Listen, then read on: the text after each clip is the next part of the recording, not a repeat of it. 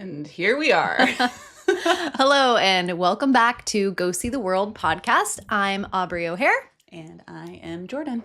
So we are sailing through Mexico on the west side.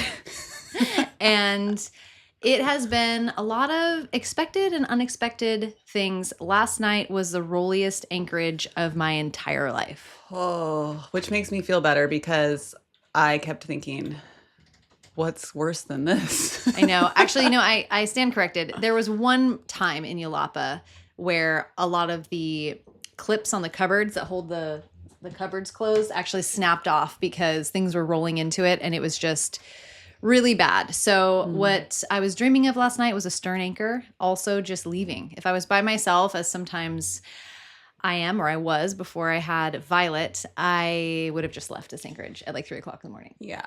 I was watching a movie last night when everybody was going to sleep, and that thing kept banging open. I took that little string up there and tied it shut. So what she's pointing to is the abyss cabinet, which is exactly what it is. It's this like big hole, and we keep all of our big naughty things in there that like to roll around. Yeah.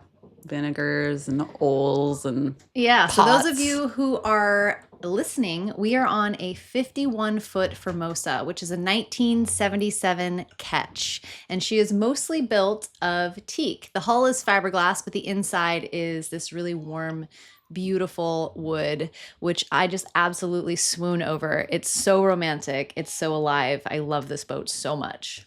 Absolutely. Also very alive and very creaky when you're in a rolly anchorage. Yeah, there's new and exciting sounds that are happening, which makes me think I need to investigate the tabbing. And tabbing is where you fiberglass the wood into the hull. So yeah, it's constant maintenance on these old boats, but I think that's kind of part of the magic of it. You know, you really get to know it as if it's its own entity, which is pretty cool. Yeah. I think it's also good because I feel like I'm becoming so much more capable because you are teaching me how to fix things on these boats. I saw something that looks really cool. I was telling you a little bit about the other day where people can go and like live on this boat with people that have lived on boats for a week. Oh, yeah. To try it out. But they're chartering these nice new catamarans. In like vacation spots. And I'm like, you guys should come on a boat like Houdini first, because once... You don't know boat life until you're covered in oil in the bilge. Oh, that's true. And you know what, though? I do have to say that there is this misconception about new boats, because I did move a 58 Hans from Barcelona to Malta, and it was brand new off the line. And I tell you what, more things on that brand new $1 million boat broke than on a lot of these classic boats. And on the classic boats, you kind of know what's coming next because you have your normal wear and tear. You're like, okay, like I know that I've ridden the life out of this. But when you step into a boat that hasn't been tested by someone that values their life, it's like a whole nother It's a very valid ball point. game. I really want, like, my dream boat is always to buy an old boat that an engineer or electrician has lived on for like 10 years. Yeah, that sounds, could you imagine the wire schematics? Oh my gosh. So, when you're a kid and your mom's like, clean your room before your friend can come over, and you just take all your things and you just shove them into the closet, and then like you are like holding the door closed with your shoulder, and you're just like, you just want it to close so the room looks clean. That's my wiring on this boat. Like if you pull open my wiring panel, it looks like my mom told me I couldn't have a friend over until my wiring was put away. So you would rapidly shut whatever you opened. Yeah, it's not to ABYC standard at the moment, but that is top on my list because my wind indicator stopped working. I'm getting some odd alarms, and I'm not really thrilled with the sexiness of what lives behind that panel. So that's going to be a really interesting thing to jump into. And the cool thing about working on electronics is that it's like instant gratification. It either works or it doesn't work. It doesn't kind of work. So yes. That's a really positive outlook on working with electricity. Like, does the light turn on? Yes or no. Exactly.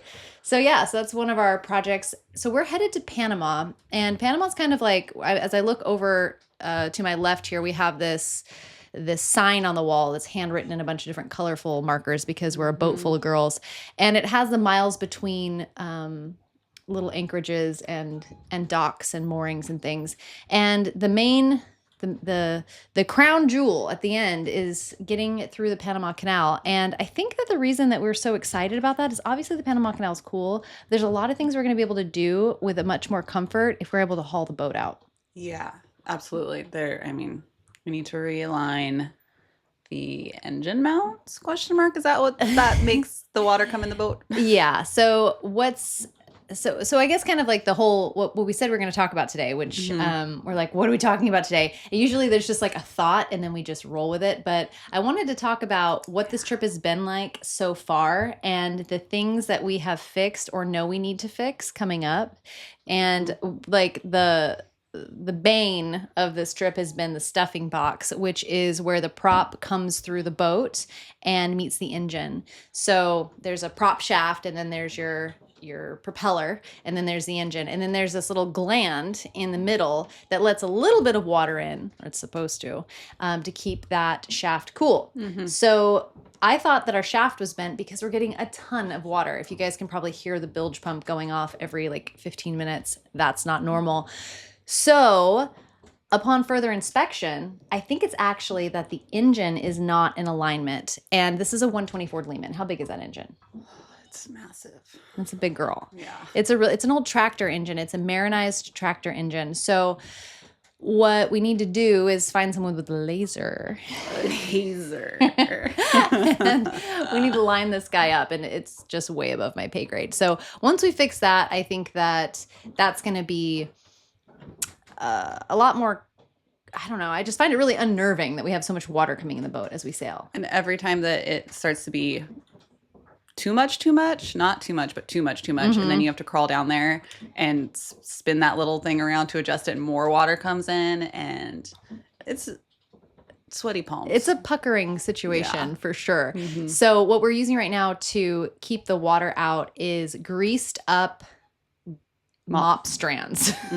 So from like an old school mop, we have taken winch grease, which is not a high temperature grease to my knowledge, and we are greasing up these little strands. And so as the shaft heats up, it just melts this grease away, and then we're left with more leaking. It bunches up. So like where the stuffing box is looks like an octopus with a bunch of mop strands hanging out. It's really sexy. It looks a lot like my electrical at the moment. Yeah, so when we get to the Panama Canal, through the Panama Canal, we're going to haul the boat out. She needs a bottom job, which all boats do every other year or so, or past due. So we've got this list of things we're going to do. But what we're kind of working against is that we need to be above the hurricane belt before May. Yeah. Or at June, May 15th. Will make my insurance company really happy. Yes. So we have, I know it sounds like it's far, like it's long off, but like it's not. It's not. We're waiting for weather windows. We've got, 4,000 nautical miles to cover. We still want to see things. Exactly. So yeah, it's been really cool. It's been interesting. It feels like we've been doing this forever now, but it hasn't. What is it? How long have we been on this trip? Like 2 months? Yeah. So we got back down to Houdini in September, late September. And then brought her back to life. That took about a month or 5 weeks? Yeah, and then we left Vallarta area on the 14th of November. Okay, so we actually haven't been doing this for very long. We haven't been doing it. It feels actually like getting Houdini back in order. Houdini is the name of this gorgeous boat. Felt like a lifetime ago. Like when I stepped onto this boat again after being away with Violet and letting her kind of chub up and figure out what I'm doing with my life. It fell into some disrepair. I had people working on it, but it was a mess, and we had ticks and fleas and ants, and like it was just, I've never seen so many ticks on a boat. If you guys go over to Sailing Miss Lone Star on YouTube and check that out, it was horrifying. The bowsprit rotted off in half. Yeah, the bowsprit rotted in half. So it was really disheartening. It just felt like leaving was so far away. But then we got ourselves into group. We put ourselves into gear. We did that. Yeah. Just kind of like blacked out for 5 weeks. And just worked so hard and so sweaty. Yeah. And so moldy. Oh my gosh. Oh, so moldy. Man, our eyes were swollen. But we have this paint now on the boat, which it kills all the mold. So if you paint one wall in the boat in a room, There's no mold that grows in the rest of the room. I know it sounds crazy. We're going to do a podcast on this with the owner of the company. I think it's an absolute game changer. I mean, I think for sailors. Change the world in a lot of different ways. I know. Anywhere in this world that is dank, right? Like houses or boats or whatever it might be. Yeah, I'll throw a link for that in the description below if you're watching, and it's incredible. So I painted a little square in like the nastiest, wettest part of my bathroom behind the toilet, and I didn't like. It just seems like so far-fetched that this thing would work, but it worked. And actually, we were speaking to the owner of the company, and he's like, "Did it work? Because you guys are in the absolute most difficult environment to test this in." So we're kind of a test guinea pigs, but man, like I would wake up with swollen eyes and just like feeling like you slept with a fan on your face. You know, that like irritation? And just like hung over and puffy. Now nothing. Yeah, I'm so sensitive to mold, and it has been, I haven't woke up once. Like I think about a few years ago when I was staying on Houdini for a while in Washington, and I woke up every morning just feeling so puffy and uncomfortable from the mold. Yeah. And it's been a game changer. So we've actually partnered with them. I'm not really sure what that partnership looks like yet, but I'm really excited, and I want everyone to be able to experience what it's like to live on a boat without mold or in a home without mold. It's pretty incredible. Yeah. Pretty incredible. So there's that. That is that link will be down below in the description, and you can check out some of the YouTube videos. I think maybe in this next upcoming one we should show like 3 months later of what that looks like. Yeah. So this trip down the coast it feels like we've been at it forever, but I feel like so much more proficient now. At the helm with the weather. It was scary how rusty I felt after having Violet. Yeah. I don't know if you caught on to that. I was picking up a little bit of what you were putting down. But it is noticeable. You know, your mind is just in a different place when you're trying to like keep a baby alive. Yeah. And like. Yeah. And, you know, your mind goes to a whole new and terrifying place when you're trying to keep a baby alive on a boat. Yeah. I know my dad's like he just instilled my fear of water when I was a kid because we had a lake. He built a man-made lake. He was obsessed with Disneyland. So he like dyed it blue, and he had all these fish and a bridge and a waterfall and paddle boats. And it was like his big boy dream come true. But he was so afraid of us drowning in the lake that he built. And so he would tell us these tales of alligators and sharks and things living in the pond, in the lake behind the boat. And we're like, yeah, whatever, Dad. And sometimes he would get on the edge of the bank and swim underneath the water and grab our leg. And so I have it's horrible. So Mike.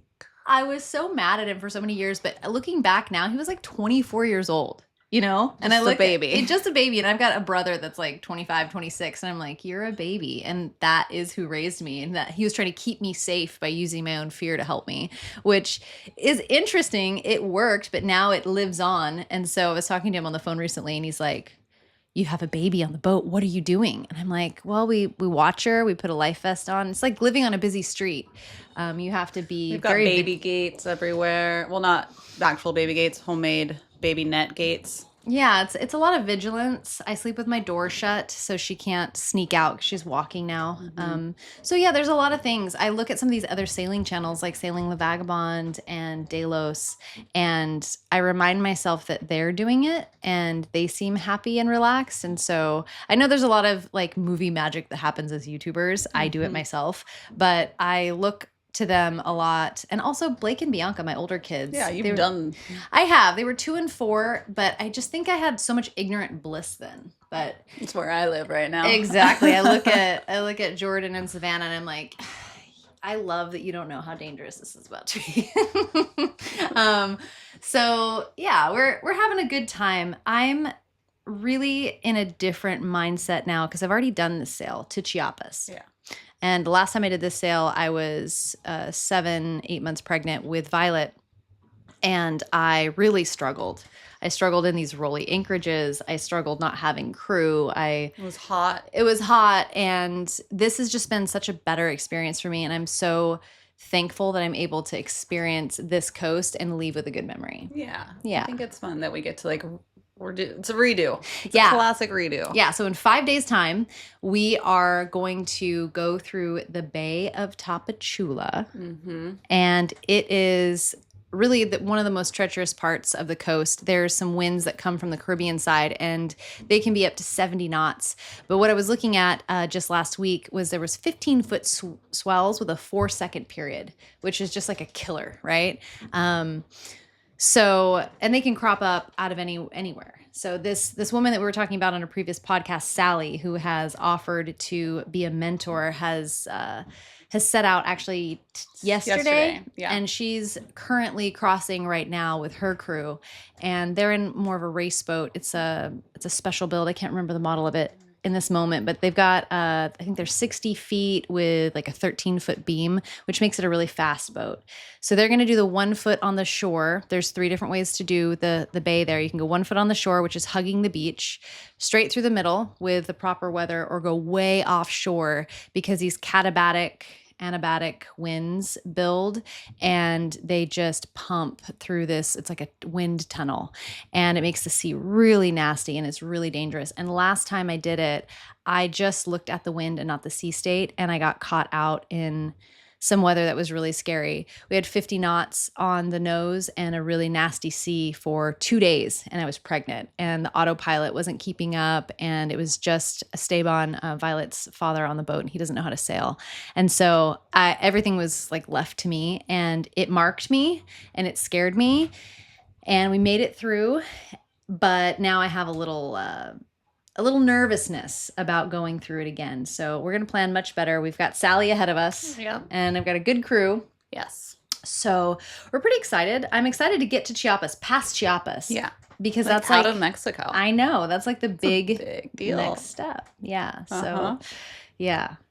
Yeah. We're going to Coffee Town. Oh, coffee region. We're kind of just dipping our toe in it. Oaxaca's got some coffee. Yeah. But Chiapas. Yeah. Costa Rica, Guatemala. All the places. We're going to skip Nicaragua, El Salvador, and go straight to Costa Rica from Guatemala. Mm-hmm. And we're making that choice because there's like some sandbars, there's some political unrest, and usually I don't really shy away from that, but with a baby and with an all-female crew, I think we're just going to play it safe and head straight to Costa Rica, where Violet was born, so we can explore all of that ecotourism. Exactly. No, I'm pretty excited to pet some toucans. Oh my gosh. Dolphin boarding? Dolphin boarding. That doesn't sound like what it is, but kind of. Exactly. So if you listen to our previous podcast, it's about the coolest, most memorable time you've had on the water. And for me, that was this experience where you get to swim with dolphins, but you use this board that has holes in it, and they drag you like a human Rapala through the dolphins, and it's like you're one of them. It's pretty cool. So it was illegal when I did it last time, so I don't know if they're still doing it, because there's a really big danger of being eaten by a shark, because you're trolling with humans. Yeah. And they're not obviously as agile as a dolphin. Even with the board. Are really smart and generally friendly, but they are also known for being violent. I thought you were going to say rapers. Yeah, well, you said the word more specifically than I was going to go for, but yeah, they're a little rapey. Oh my gosh. I mean, so just wear like a 9mm wetsuit as like a chastity belt? Body condom? And we digress. Okay, what were we talking about? I forgot. Now all I can think about is the sleek, sexy dolphins I've been out to sea for too long. Yeah, so we are now in Puerto Escondido. No. We're south of there. We're south of there. Slightly. We're in Mazunte. Ah, yes. Known for its turtle sanctuary. Yesterday, mm-hmm. we were in Puerto Escondido. See. Yeah. And we had the most expensive ketchup-covered shrimp. I mean, this is Mexico. It was $85. For some noodles that had watered down. I figured out what that sauce was. What? It was like watered down. You know when you go to the tiendas here and you can buy the bag of queso? Uh-huh. You know this? Yeah. It was that sauce, but it was way watered down on the noodles with some shrimp. Yeah, and then we had 3 lemonades, and it was $85. Yeah. So it was too much. I was like, we actually went back to the restaurant to check the prices because I thought that we were just being charged extra because we were the only Americans to be seen or any non-Mexican person. So they're like, yeah, we're going to charge them extra. But no, those were the prices on the menu. Those were the prices. Shockingly. It was pretty crazy. But you know what's really interesting about Mexico is you can sit at a restaurant and then you have vendors walking by selling everything like necklaces, but also food. Yeah. You can sit at a table at a restaurant and buy food from somebody that's making the same thing in their bathtub. It's true. But you know what? Come to find out, they all might be sharing a bathtub and making it. They're all sharing a bathtub. They have a ketchup-filled bathtub. Oh my gosh. Yeah, so that was an experience. Actually, I found that this made me miss Puerto Vallarta a little bit. Like the food is really great there. And You made me miss Baja. yeah, well, yeah. I look at Baja as like Mexico light. It's like an extension of California. Totally. So yeah, I But mean, with less obviously, rules. yeah, the food in Baja is incredible. It's amazing. Yeah, so where would you say your favorite place in Mexico has been so far? I'm gonna exclude Baja because Bahia Concepcion is like the most magical body of water I've ever dipped my toes into. Super beautiful. If you ever have the time to drive the peninsula of Baja, I cannot recommend it enough. It's amazing. But on this like area, man, where would be my favorite? I don't know. That place in Ixtapa that we were at, The that Isla little, Ixtapa? that little island that we were at, where there Yeah. was those 3 other sailboats. Aside from the food being really expensive, it was I really super liked beautiful. that. It was beautiful to swim. I felt really good there. It was very calm. Yeah, it was stunningly beautiful. Yeah. Stunningly beautiful. Also, Jalapa is really pretty. Jalapa is beautiful. Yeah, I'm curious to see if we'll end up. Are we going to see Mexico on the other side? Because I will say that like Mawahal and like all the way up the Mexican coast is so beautiful on the Caribbean side. I've been there before and I really, really loved that. Well, what's interesting region. about sailing that side is these winds that I'm talking about that come through the Are those Tehuantepec. winds? Yeah, they're those winds. And so they're building up from the Caribbean side. But what we can do and what we probably will do is sail from San Blas, Panama, to either Jamaica or the Caymans. And then from the Caymans, we have the choice of doing the Cancun area and then Cuba and the States. Okay. Or we can go from the Caymans to Cuba to the States. So, yeah, I really like Isla Mujer. Yeah. Very I've always pretty. wanted to see Holbox. It's right next door to that. Yeah, so I don't know. We'll kind of see how we feel. We'll see how much time we have. So, Time is slippery. She is rapidly slipping away. yeah, so we'll see how much time we spend in the yard in Panama. That's kind of going to be the big indicator of which way we go. Yeah. So- Real choose your own adventure. Yeah, so we just bit off one of our biggest trips for this voyage, which was 50 hours? Yeah, just over. I think it was 52 hours. Yeah, it's feeling good now. We have another one coming up that's going to be a little bit longer than that, which is going to be Guatemala to Costa Rica. Mm-hmm. That's going to be about 360 miles. Yeah. So, yeah, we get 140 miles every 24 hours on this boat. I know it sounds slow. You could probably walk as fast, but we are taking our home, which is pretty rad. All of our treasures. Yes. Mm-hmm. Yes. So I'm thrilled. I'm just so excited to get down to Costa Rica again and to the Panama Canal. I've sailed a lot of places in the world. I've never sailed this stretch between Panama and Florida. It's an unknown part of the world for me. Yeah. So that's going to be interesting. I've sailed the Caribbean a lot, the Bahamas, the East Coast multiple times. But this little stretch is new. So I don't know what to expect. I'm excited. It's all new to me, so. Yeah. Mm-hmm. Yeah. So the other thing's been kind of hanging us up with our sailing is all of this editing that I've been doing on YouTube over on Sailing with Lodestar. I let the editor that we have go. We weren't, I don't know. A few months ago. So we've been doing this for a few months now, and it's. Yeah, I feel like I was kind of setting up for failure because he's not here, so he doesn't know what the storyline is, and I'm just giving him all this footage, and I'm like, okay, tell the story, which isn't fair. But I felt like the videos lost the plot, and that made me sad. So I started editing again. It's been a lot. It's a lot to do with everything that we've got going on. It's just... Yeah. And I'm like, let's start a podcast. This is really fun, though, because it's kind of like how I started The Daily Show. I was like, no one's watching. I can just do whatever I want.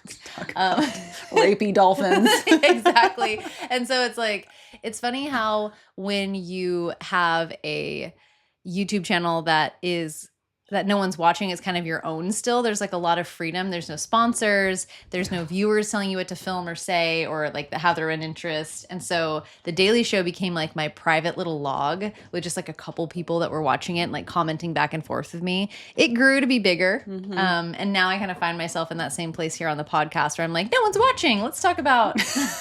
whatever. So we meander through this. We didn't really have a plan for today on this podcast. I just wanted to give you guys an update about what it's been like sailing with 3 women and a baby in Mexico. And I felt pretty good. Although at our last port, I did tell someone that we had a husband on board. Yeah. I don't know why. Just there was something in my gut that was like... He's asking too many of the wrong questions. Yeah. He's like, so like, is it just you women on the boat? And I was like... Yeah. The way he said just. Yeah. There's just, I don't know. There's something to the questioning. Usually I'm pretty upfront, but I was like, no. So yeah. But and then the other time when we were in Barra Navidad with that little boy, he was a little boy. He was like 25. Oh yeah. Yeah. Mm-hmm. Besides that, felt real good. Yeah. So in Barra, if you guys didn't watch that YouTube video over on Sailing with Lone Star, there was this young guy like smoking a joint and like fake throwing a net around the boat. I don't know if he was just like checking out what we were doing, but it was like getting dark. We had been there for not a full day. Mm-mm. And I wasn't sure about like the security of the place. Looking back now, I felt super safe in Barra Navidad. So safe. Also, I think... because I've seen this in other places in Mexico before, I think that he was just looking to see if the white ladies on a boat wanted to buy some weed. I think that was like he was going to try and sell us weed. Which, if you guys are traveling in Mexico and you smoke weed, it's a really bad idea to buy weed from the wrong person because there's like some politics behind it. And if you buy it from someone that is like a non-sanctioned weed seller, which how would you know that? Heads will roll. Yeah, I just don't recommend it because it's like, I hate to use quote fingers, but like decriminalized, but it's also not decriminalized. If you like driving through Baja, if the military checkpoint finds weed in your vehicle, it's not good. It's not good. It's like there's no specifics on the amount or anything. So it's like up to the discretion of the finder. And the discretion of the finder is usually to make you sweat into giving them something. So it's not recommended. When I was driving through Baja and then onto mainland with my car I brought down a couple years ago, as I drove through the checkpoints, like, I don't know why. Oh, Esteban and I was teaching him about s'mores. And so we're looking for crackers to make s'mores. We're doing like campfires and staying on beaches and things. And they'd be like, are those your marshmallows? I'm like, yeah. They're like, and then they would pause. And I'm like, and Esteban would be like, give them the marshmallows, give them the marshmallows. And so I don't know, like every security checkpoint, they would like take my marshmallows. And so I bought like a big pile of them and like poked a couple holes in the bag and made him a poodle bed. Yeah, you just, you need to bring him sugar treats. So I've done those military checkpoints so many times I can't count now. And that is what Tiny Cokes are for. Yeah. Tiny Coca-Colas out of the fridge. Just, you're the hero. Yeah. And they also will usually let you pass a lot quicker. Yeah, I got stopped by a non-military checkpoint, which was more like a cartel sort of checkpoint. They had like those like desert scarves on and like a whole bunch of different combat stuff that was not government issue.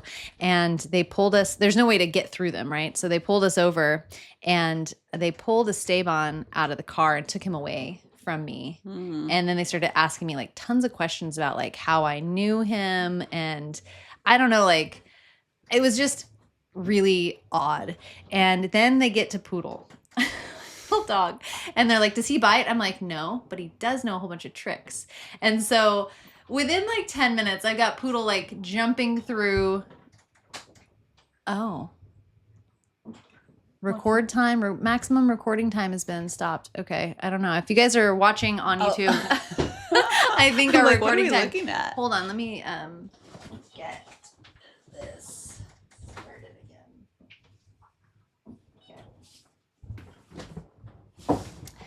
And we're back. Okay. So I've got Poodle doing all of these tricks. He's like jumping in a box. He's jumping through my arms. He's rolling over. He's speaking. He's like a little trick pony. And like 15 minutes into this like trick shenanigans, they're all like clapping like Hercules, Hercules. And it's like a bunch of guys with like fully automatic weapons and like camo gear. And they're like, yay. And they forget that they're like halfway through taking apart the car and interrogating me and deciding whether to like take me back to their base camp or whatever. And Poodle probably saved our lives. Mm-hmm. So yeah, that was unnerving. That was the last time I drove through Mexico. You're supposed to avoid Sinaloa. We're kind of... Yeah, there's a few places to avoid right now. But, yeah. Mainland Mexico is definitely a different drive than Baja. Yeah, Baja's really... Baja, you need to worry about breaking down in the middle of nowhere. But yeah, mainland is a whole different can of worms. Yeah, so I think it's more the military checkpoints than the locals that I worry about. Because I did actually pull off of the road on the way down to pee, and I got stuck in so much sand, and I don't have max tracks or anything. Mm-hmm. And it didn't take like 10 minutes for somebody to stop in a tiny little truck and help me pull out of the sand. Yeah. I mean, we were like snapping lines. Anyone else would have given up, but Mexican culture is so helpful. Oh, so helpful. Yeah. So that was, it's really, there's a lot of polarity probably between like what we're told to fear and then what the community and the people are actually like. And I'd say the majority of it is good. Really good. I have like had to turn help away before changing flat tires because I already had 2 cars helping me. So it's a very jovial, friendly, mostly helpful. Nothing is super serious. Yeah. You know, it's just like flat tire. Let's fix it. Half of the nicknames for each other are Gordo. Yeah. Which means fat. Fatty McFatterton. And I'm like, you can't say that. And they're like, oh no, he was a fat kid. Or flaca or whatever. It's really funny. So, yeah, they don't take themselves too seriously, which I think leads to longevity in a lot of different ways. Yeah, absolutely. Yeah. So that has been our trip so far and the general sentiment. But I think we're about halfway down to Panama now. Yeah. Maybe a little more than halfway. Yeah. That's pretty exciting. Yeah. So there is your update from a little place in Oaxaca that I can't remember the name of. Mazunte. Yes. Known for the turtle sanctuary. Yes, which we're going to go to right now, I think. Yeah. Let's go look at some turtles. Yeah. All right, you guys. Well, we will see you next time on Go See the World, or go check out Sailing Miss Lone Star on YouTube or sailingmisslonestar.com to check out what we're doing next. All right.